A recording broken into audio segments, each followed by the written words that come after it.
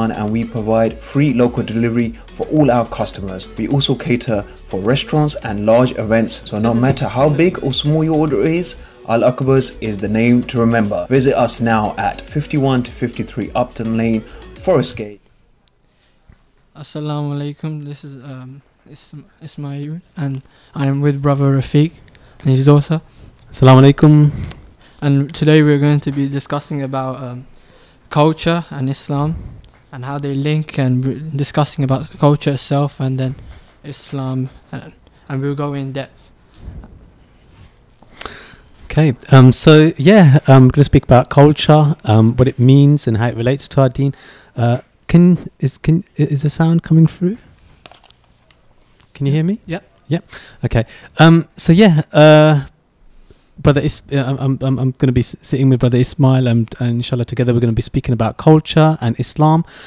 You can also ring into the show on 0333 011 6786, and you'll be on live. So, brother Ismail, you start it off. Introduce the topic. Okay. So the reason why we picked culture in Islam is because Islam's a very diverse religion now, and it's widespread. So there's about 2 billion of Muslims around the world, and what culture's how the backgrounds of people and how people celebrate things and how people dress up and other things as well that include culture and where people are from and everything.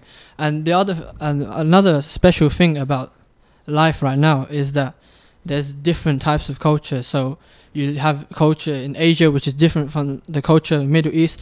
The Middle Eastern culture is different from the culture in Europe. The European culture is probably different from the culture in US, and that's what we will go over, and other types. And brother Rafiq, he will also guide us through culture and Islam. I'm guiding myself. Yeah, as you say, culture is related to the way one behaves. It's the way one conducts themselves.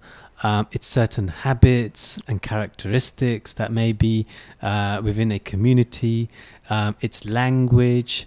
It's the way sometimes that people walk. It's the way that people talk. It's religion. It can be ideals in society. Yep.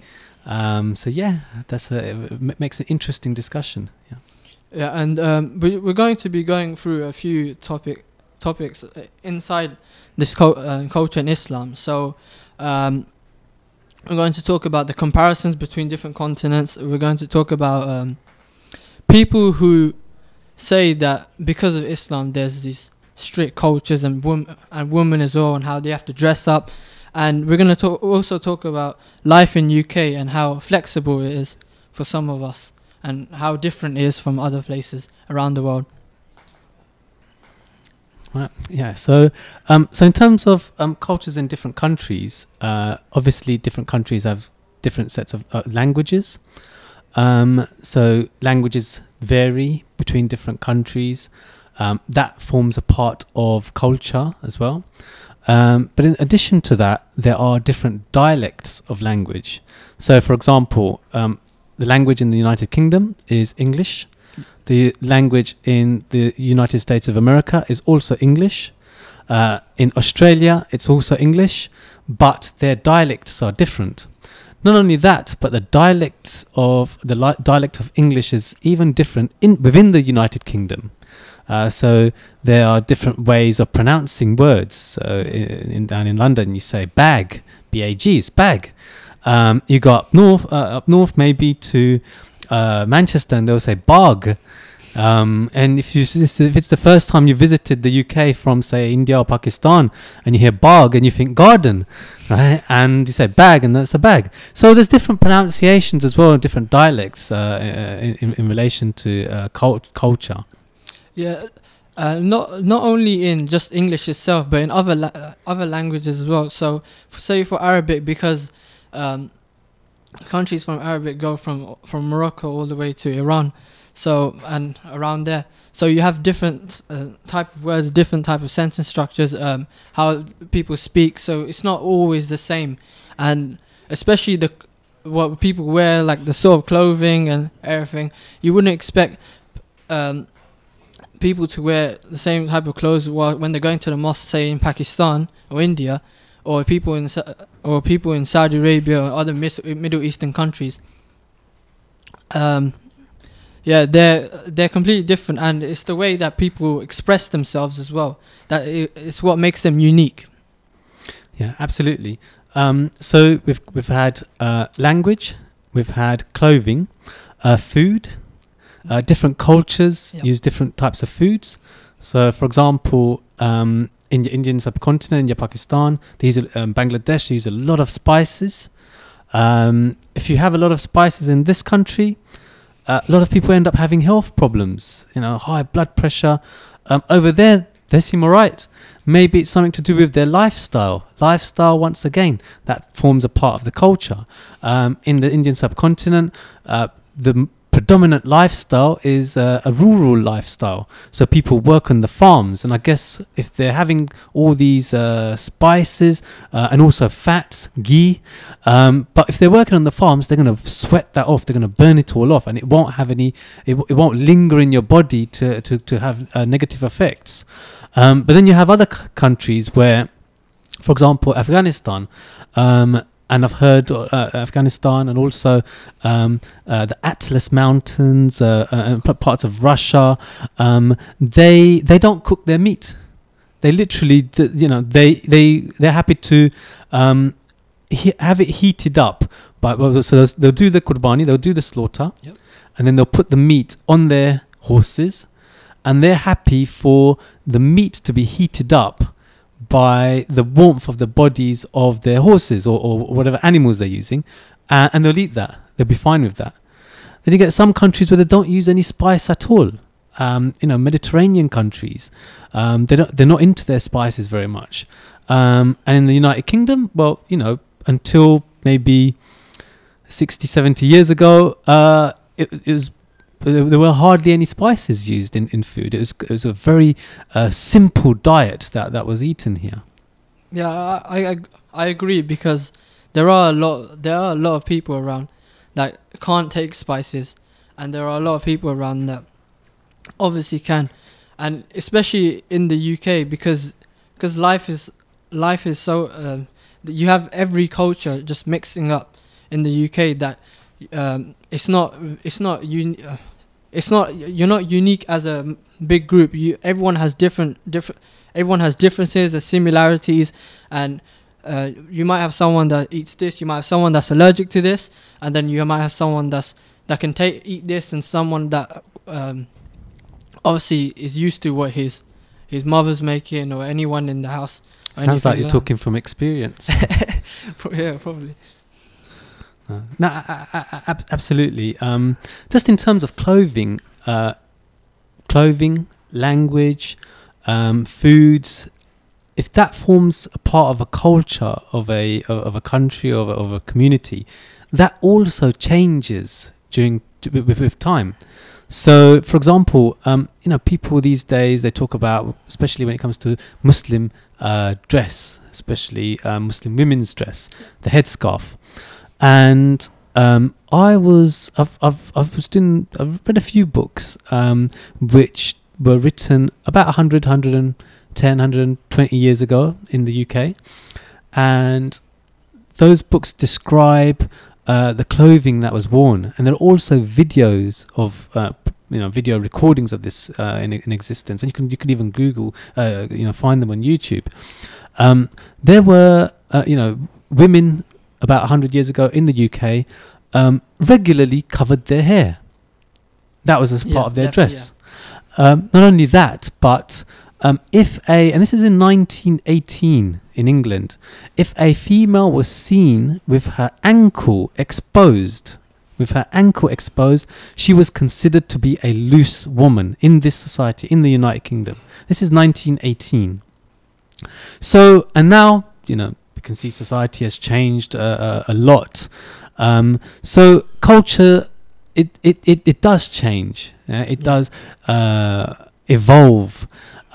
So we can't really say that there's one fixed culture for one piece of land for one area or for one country, cultures change as well. Clothing changes, languages change. There are new words introduced into the English dictionary, into the Oxford dictionary, or every other year, almost every year.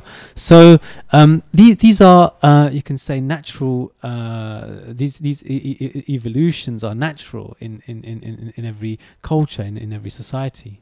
Yeah, I agree, and not only is it because of the fashion that the culture changes, it's because it's also because there's like a wide range of things as well.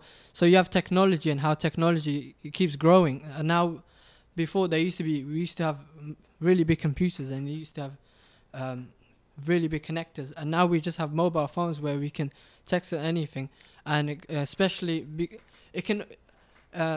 There's like two arguments always for this. There's always a good side. There's always like a for argument that we should keep evolving, and in terms of technology, fashion, and everything, because it's this is how the world's like. It keeps changing. Okay. It won't stay the same.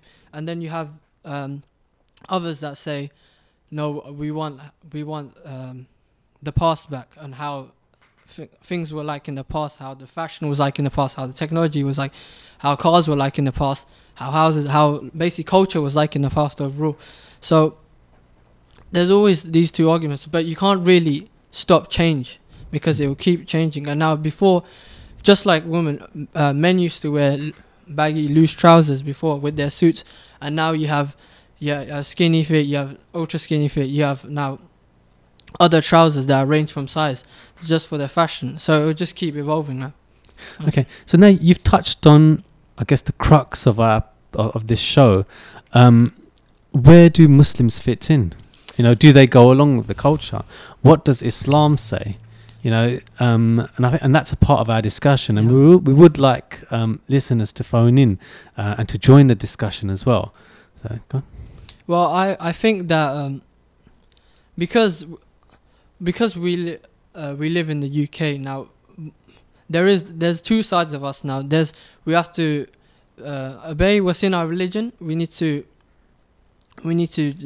respect people. We need to read the Quran, pray namaz, and then you have the other side, where you follow the law. You can even fit in, but not in a way where it exposes you too much, but in a way where you're social enough for people to allow you and say, yes, this person he's a really good friend, or really anything.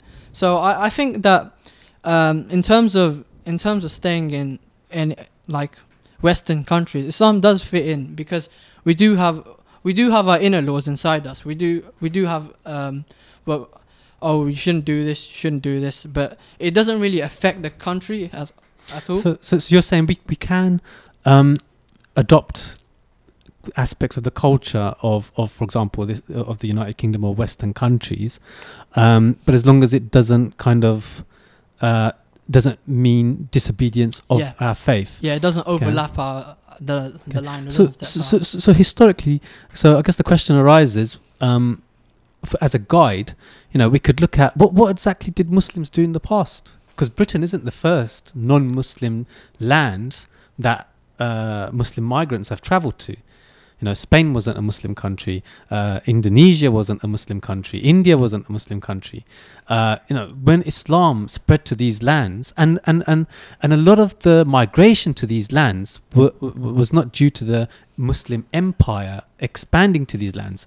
No, Muslims lived as a minority very often in these countries. Muslims lived in China as minorities, in Indonesia as minorities. No army went and conquered Indonesia. Yet today it has the largest, it's the most populous Muslim country. So did the Muslims come in and they say, oh, Islam says do this, don't do that, we're rejecting all of this, this is, or did it, or was there kind of like a compromise, or there must have been things which did not fit in.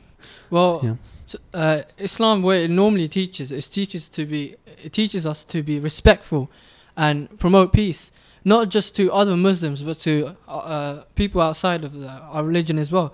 So obviously, we didn't really go in and say, no, this is our land, this is how we want the laws to be. We went in and we faded into the crowd, and then we started growing our Muslim population across the thing without no harm, with nothing. We and our culture, we slowly allowed it in, and then other places recognized it, and they allowed it in whether they liked it or not. They still, whether people liked it or not, they still let it in, and that's why I think the beauty is about Islam, because it's all over the world now, and it's accommodating. It has such a big population now that there's not really much of a harm with it, because we fit into modern day society now. We still have our clothing, we still address ourselves as how we are, and we still have our ceremonies like we still have our ceremonies like religious Eid, ceremonies, and festivals. Yeah. I guess when, for example, the Muslims first entered India, or let's say Indonesia, the predominant religion there, it was a polytheistic faith there. People were worshipping idols. But even if you go there today, the temples are still there. All over India, the temples are still there. In fact, the majority of the inhabitants of India are still non-Muslim and Hindu. So the Muslims did not infringe or take rights away from other faith communities. The Ottomans, they kept churches, they kept synagogues, they allowed other faith communities to continue their worship in their places of worship. So you can say that early Muslim states were multicultural countries or multicultural states. Like if we go back 500 years ago, the Ottoman Empire occupied 3 continents. It expanded over, you could say, white Europe. It expanded over the Middle East, Arabs, and it expanded over Africa, North Africa, and to the Sudan and in Eastern Africa, where the population, they were black. People in Europe, they were white. There were Christians there. There were Jews. There were people who followed some sort of natural religion. So all of these people were allowed to practice their religions. They were allowed to practice their faiths. And that is an example of a multicultural state. Now, if we have a look at England 500 years ago, there was only one colour. Yep. There was only one religion, official religion. And if you weren't according to that religion, you were often excommunicated. Sometimes you were murdered. And if they felt that you were a Saracen, like an equivalent of a non-Muslim, non-Christian, you would be vilified in society. You would be boycotted. You could be forced to emigrate. Yeah. So in comparison to other states and empires and kingdoms around the world at that time, Muslim empires were accommodating. And that is the reason why if you go all over the Middle East, you will find historic churches still standing. Sometimes you find churches and synagogues all over the Middle East sharing the same wall as a mosque. Right? In Mount Sinai in Egypt, you find the Coptic church sharing the same wall as a mosque. There are synagogues, churches and mosques in the same vicinity in Cairo, the capital of Egypt. So this is what Islam, but it was a multicultural society. Yeah, I agree, and because of that, it shows how much peace we can promote if we were in power or anything like that. So I also agree with that. And the Ottomans, they did spread like multicultural things, and because of that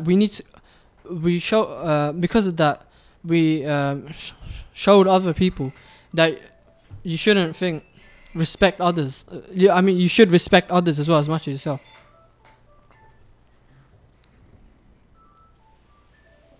Hello, assalamu alaikum. Wa alaikum assalam. This is Zaresha calling from London. Okay, your question? So I wanted to ask, first of all, I wanted to say you guys are doing a very good show, mashallah. Oh, thank you. And my question is that how does culture affect religion? Well, firstly, culture is it's a wide thing now, and obviously it's everywhere. And because as us individuals, we have a culture inside us, and we express our religion as well. So when someone says culture, expressive religion, it's basically showing that as us individuals and or as us as a group, this is this is how we do a religious thing, but in a cultural way. So the religion's inside us. The caller can hang up. And the culture's thing. The culture is what we express, and it can work vice versa as well. You can hang up, by the way. Okay. You can stay on the line, or you can hang up. for answering the question. Okay, no problem. Can I say add a few things to Yeah. that? How does culture affect religion? If we say beliefs of a religion or of Islam, the beliefs of Islam are fixed. They cannot be added to or taken away. So you have the core beliefs of Islam. They cannot be changed. And then you have core practices. So, for example, the way we perform our prayers, because we're supposed to pray the way our Prophet ﷺ, the Prophet Muhammad, the Messenger of God, told us how to pray. But it has affected other religions. Cultures have affected other religions. So you find that, for example, the most famous authority in the Catholic faith is St. Thomas Aquinas. So he's you can say, the big daddy, he's the don of the Catholic faith. Yeah. And he wrote a work on about the Catholic faith. And parts of it are almost word for word copied from the works of Imam al-Ghazali, rahimahullah, who lived 100 years before. So this is you can say, the head of the Catholic faith. He's influenced so much by Muslim culture or the Muslim Islamic faith that the head of the Catholic faith copies entire passages from the works of the Muslim scholars, such as Imam Ghazali, rahimahullah. But yeah, so language and practices, they're fixed. However, Islam doesn't reject everything that different cultures or different things that that cultures had brought. You can say, for example, language. Islamic literature was written in Arabic in the early days. Later, it spread to present-day Iran, which is Persia, and Central Asia, Afghanistan, Turkestan, Uzbekistan, where Imam Bukhari was from, Bukhara, Samarkand. These were the centers of knowledge. And they didn't speak Arabic. They spoke Persian. So there became a conversion of literature from the Arabic language to the Persian language. Then when the Seljuk Empire appeared and the Ottoman Empire appeared, then there was a conversion of literature from the Persian language into Turkish. Similarly, when Islam came to the Indian subcontinent, now Muslims have been, in one form or another, they've had empires in India for almost 1,000 years. You're going back to the time of Shihabuddin Ghori, rahimahullah. He was given the capital, Delhi, by Sayyidina Khwaja Moinuddin Chishti, radiallahu anhu. So he ruled from there. This is talking about 700-800 years ago. So the language which they encountered Sanskrit, so they adopted Sanskrit. They used Persian in their literature, and now in our time it's Urdu, and upcoming is English. There is a increase in literature in the English language. Even if you have a look at the text of the Quran, it is not one standard script that is used. There's slight variation. There's Kufic script. There's different types of scripts. The Quran is the same. There's no difference in the Quran, but the style of the Arabic is slightly different. So as Islam spread, it used slightly different styles of Arabic. To learn Arabic grammar, if you were to pick up a book, say from Afghanistan, it would be slightly different to a book picked up in the Indian subcontinent. A lot of works which are used in the Indian subcontinent, they've been translated into English. But now there's slightly different styles of picking up Arabic than even the Indian subcontinent style. And we, as students of Al-Minhaj Institute, we attend the lectures of Sheikh Zishan Qadri. Yeah. And he has yet his own style of teaching Arabic. Arabic is the same. Arabic language hasn't changed. But to learn the language, the styles and methods of learning have changed. And there may come a time where there may be yet newer styles of learning. We have access to computers these days. So the core of the religion, that hasn't changed and that cannot be changed. But there are certain other aspects related to the faith that can. Mosques, the design of mosques. You know, a mosque, you have a look at Masjid al-Nabawi. You have a look at how Masjid al-Nabawi was originally. Very, very simple. Yeah, with the Ottomans. And then the Ottomans, they developed it. Then other empires, then the Saudi royal family, when they took over Saudi al-Hijaz in 1932, they took over not, with flowers. They took over with guns. But they've developed the holy sites. They developed the and look at the mosques that you find in the Far East, in places such as Singapore, in Malaysia, complete different design. And then you go to the West, you go to Timbuktu, in Western Africa, mosques have yet another design. And then you come to London, and you go to East London, you go to Forest Gate. You look up and you see Minhaj al-Quran. You think that looks a bit like a cinema. It's probably because it was a cinema at one time. So the lands that Muslims arrived to, they did affect, the cultures of those lands did have an effect. And Islam and the early Muslim scholars, they didn't reject everything. They accommodated. Yeah, I agree. Because the architecture of different countries, because everyone has different countries have their unique architecture, so that basically means they build the mosque that merges in with the country itself. And because you have other countries in the east, they have their architecture is very fancy and very majestic. So because there's such a huge population of Muslims, say in Indonesia, that's why they create such a majestic and beautiful mosque, and big as well, so they can accommodate people. So I also think that the designs in mosques and architecture, they all fit in with culture, because that's what we've merged into the countries, our religion, and it's basically accommodated what you said, accommodate what's other Muslims, and added our own things into the country itself, so we can feel like it's our home as well, and we don't have to feel like we have to go back into the old times. Not everything though that you encounter that becomes a part that is often referred to as culture is good. We hear of gang culture. Yeah. So is that something to be adopted? No.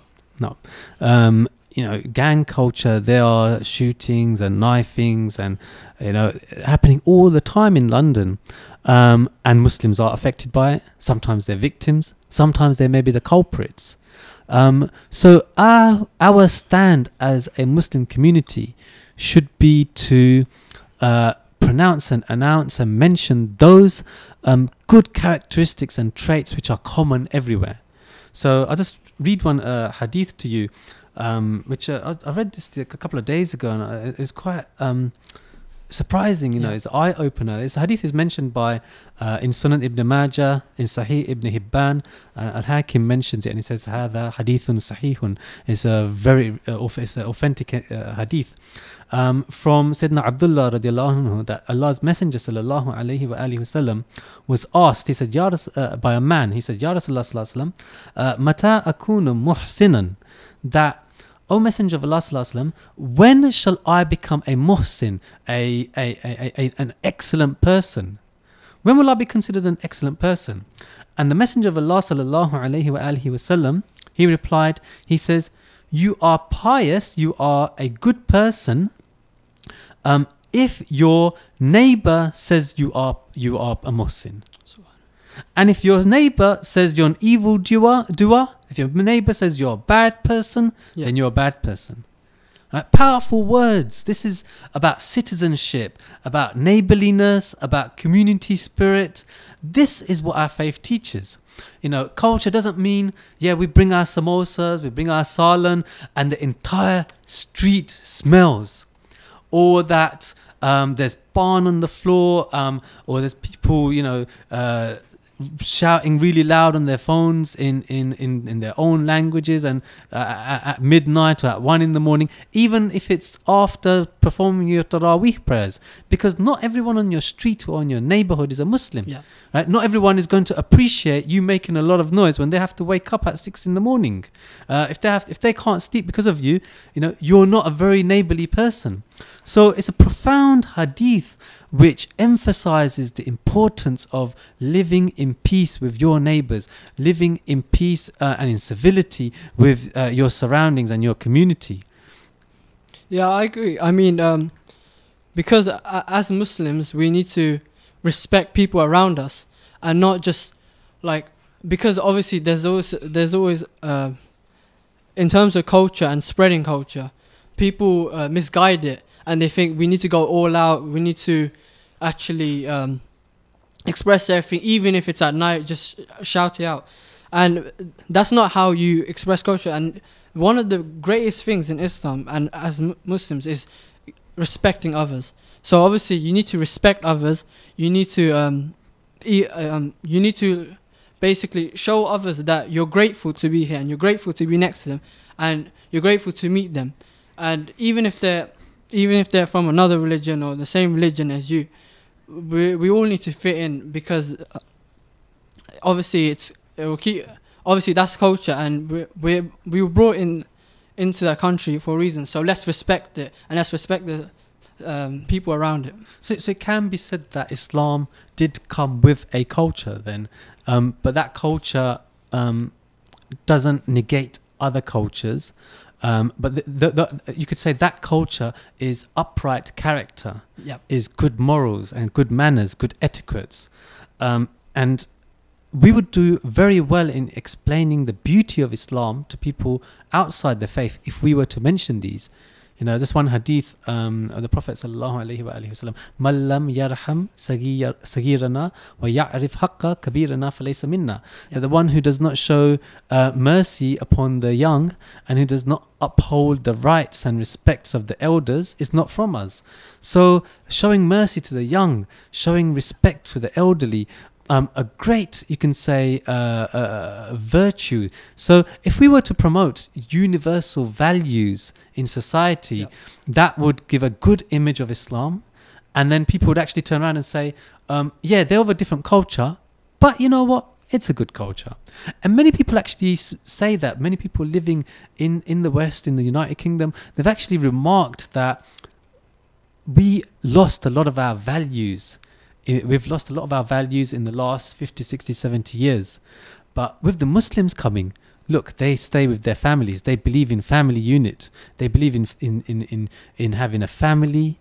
They believe in having parents. They believe in looking after the elderly. They would never shun their own parents and make them live out on the streets, right? So that's something which is respected and even appreciated by non-Muslims. And they say that these are values which used to be common in Victorian times in the United Kingdom, but we've kind of let go of them, unfortunately. It's like basically because we learn from different countries itself, and we learn. So when you come into a country, you need to obey its laws. You need to know what the country is about, and say that people that come in UK, they need to do a test exam before they come in. With that, we can also teach other people about our culture, and our culture is the respectful culture. That's our true culture, respectful culture, showing respect to others and having people together, because we don't always like to be individuals. We like to be in a group, and that's why we have prayers, so we can be together. This is why we have Tarawih. This is why we have family gatherings in Eid, and this is why we also give food to others. And that's the main importance. This is what we need to focus on. This is what you can express to others, and this is what people can also learn from you as an not just as an individual, but as a group itself. That you're here, and you're here to respect, and you're here to gain the respect as well. Absolutely. Do we need to go on a short break? Yeah. Yeah. Okay. We'll go on a short break and we'll come back afterwards. Assalamu alaikum.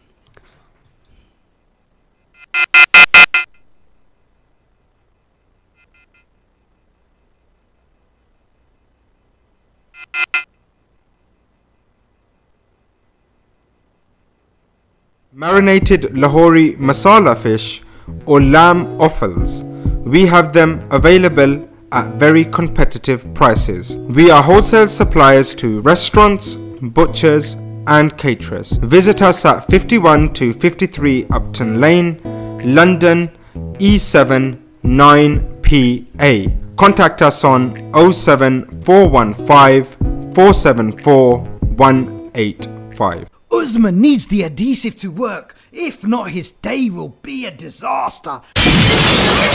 Ah! So, Usman, if you really need something to bond, grab a tube of CT1 from your local stockist. An incredibly powerful sealant and construction adhesive that's fast, flexible and strong. It can be used anywhere, even underwater. For more info, ct1limited.com or follow us on Facebook or ring us on 0208 555 1448. In an age of technological advancement, mass communication and social media, having the right website and app can be the difference that your business needs. AppSite Tech are here to take your business to the next level. No matter how simple or how sophisticated your requirements are, our technicians will work with you to create a bespoke website and app for your organization. Call us now on 07538081212 or visit appsitetech.co.uk and book your free consultation now. Amigos, the signature name when it comes to burgers and shakes. Our succulent burgers are prepared in front of you while you wait. Whether you go for the 6-ounce Mexican or the 10-ounce Texan, or you decide to go for a messy fries or buffalo wings, one thing you're guaranteed is quality. We've also got a range of desserts including our trademark shakes in all your favourite flavours. We're based at 400 Cranbrook Road in Gants Hill, so come down to dine in or order in on Uber Eats or Just Eat. Amigos, hats off to great burgers. Ramadan FM 2018. The voice of British Muslims. Hey, o tenu vi wari aake ta cricket na khelya kar. Assalamu alaikum. We are back for the next part, and we were discussing about culture and Islam, and we went in depth in terms of language, the fashion, countries, and Islam as well, and how Islam is involved in culture and how what type of culture Islam has itself. So obviously, as Muslims, we learn to respect others in terms of our culture, because that's our main culture. That's what makes us. That's what makes the religion so beautiful. And that's that's what people can learn from it as well. I mean, we talked about culture.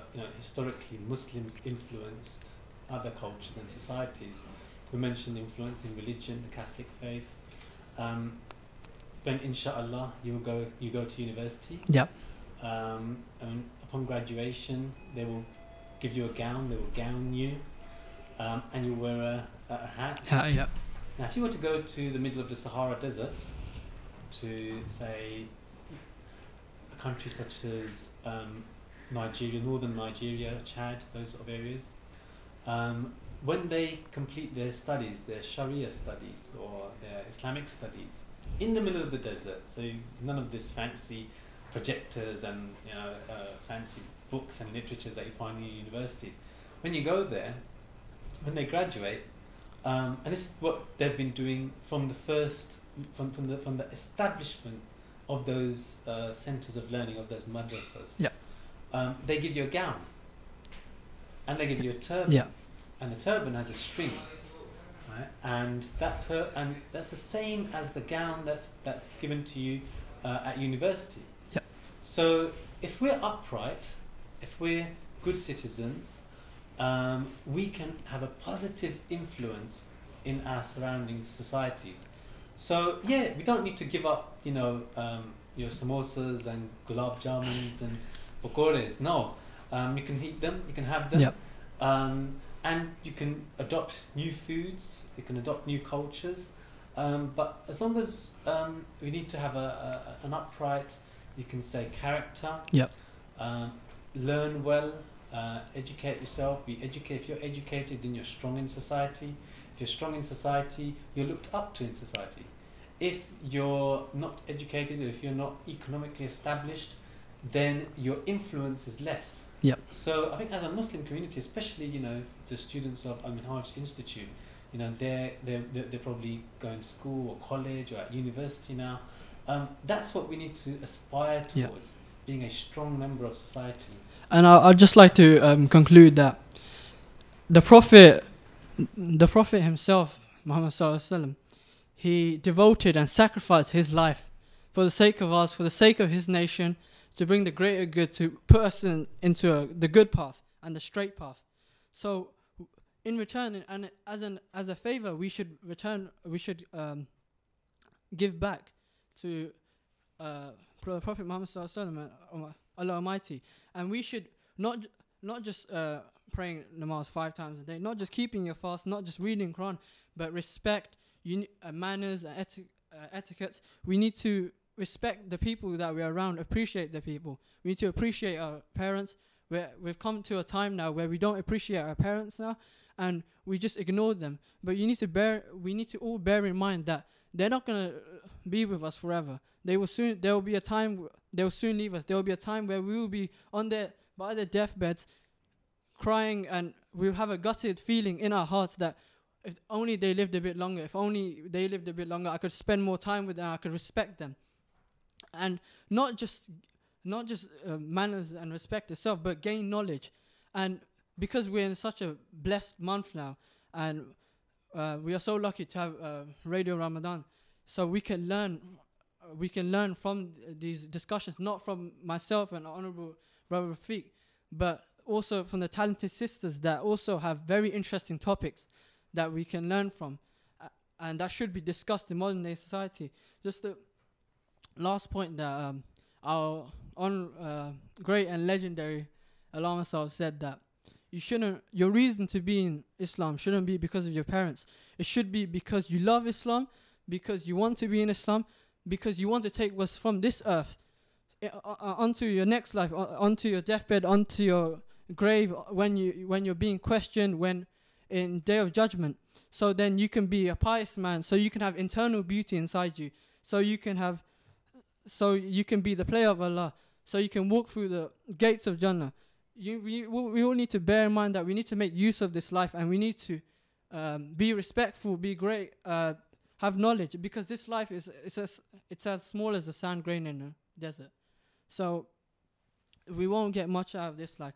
But what we need to be successful in this life and the life in hereafter. And that's our main goal. That's our main aim.